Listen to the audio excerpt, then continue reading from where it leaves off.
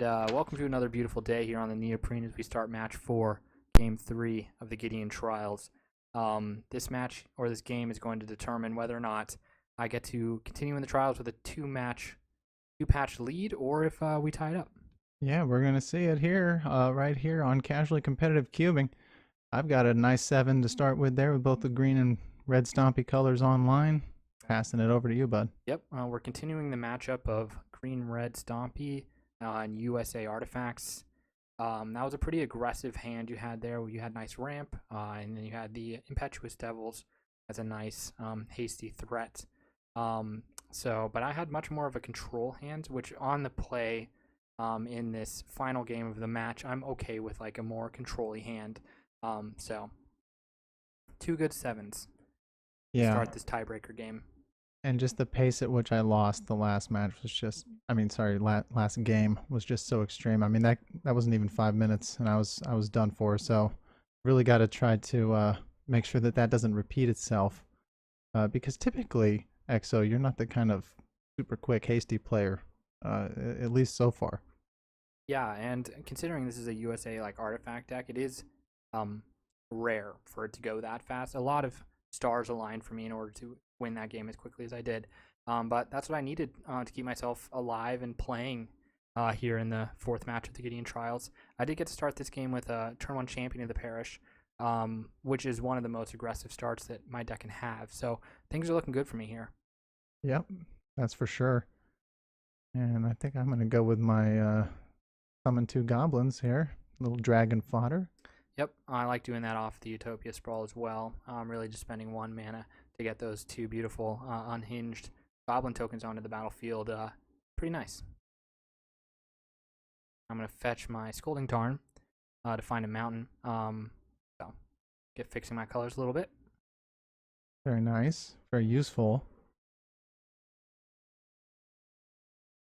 I've just got to say how impressed I am up to this point, just with how smooth the foil cube plays itself out and everything. Even if there are some very incredibly powerful cards in here that could really turn the tide, ultimately everything just feels balanced and fun and clean, just a top to bottom. So I'm really impressed with it, especially here today, as you know, both of these decks can do.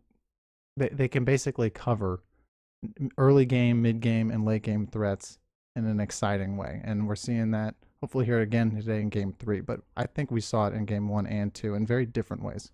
Yeah, this has been a good match, and it has kind of shown the flexibility of the foil cube. The games are certainly faster, or at least capable of being a lot faster than what the ancient cube does. Agreed. But you know, both cubes in their own ways,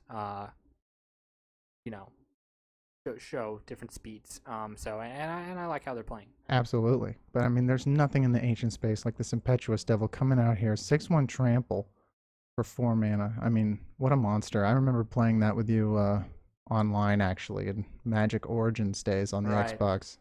Yep, that is one of the cards, probably one of the oldest cards in my cube.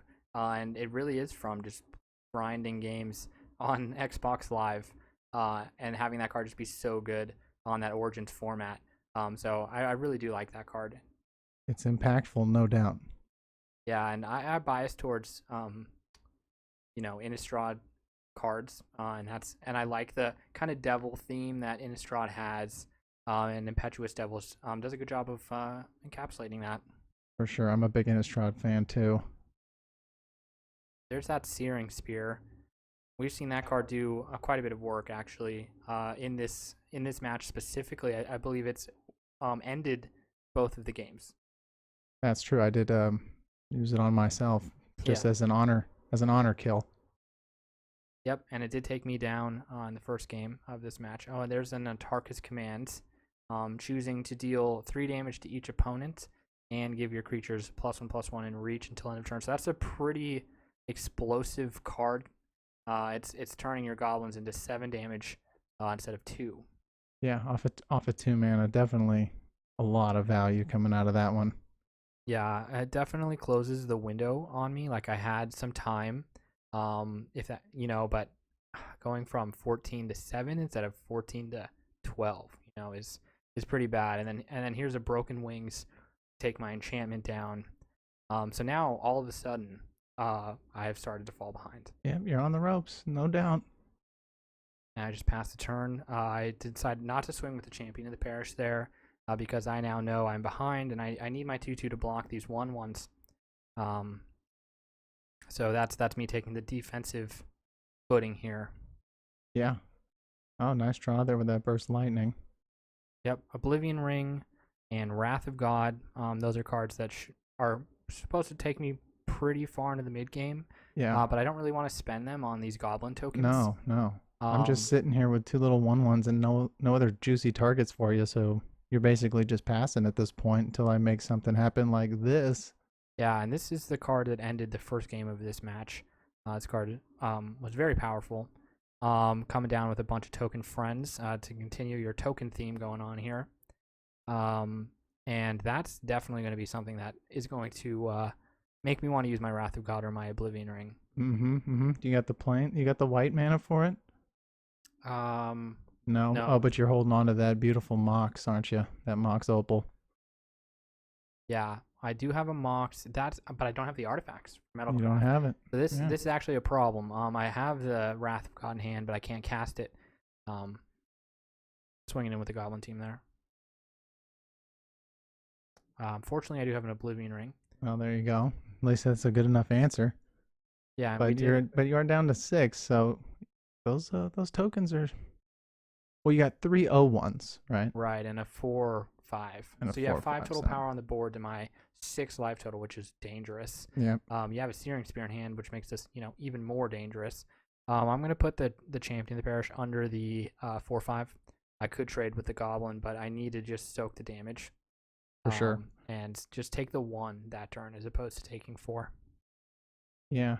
I don't know. I might have went for the Hail Mary. Hope that I draw the plane, which you did not. No, that was a blue. I really needed that to be a plains so I could Wrath of God. Yeah. But instead I just pass. And there's a reclamation stage for the Oblivion Ring. So I think this game is going to be over here pretty soon. Because that's going to trigger. You get to make more tokens without re-entering the battlefield. You also get a 2/1 out of the whole deal. And I'm still missing my double white. But that's what I'm looking for. If I can draw that second white source here, I'm all of a sudden back in this game. That's all I need. So the 3 colors. How's that working out for you today, bud? Today it is a little costly. It's always so scary to me to go 3. It really is. It's like I always feel like 2, but your cube absolutely can do it. It has the land base, the artifacts, etc. to support it. And there's the burst lightning there taking it out. Finally taking the goblin down, but honestly, I can't deal with both the plant tokens. So that's going to wrap this game up. Good job. You earned yourself another patch, so we're all tied up in the trials. Thank you very much, sir. See you next game. See you next game.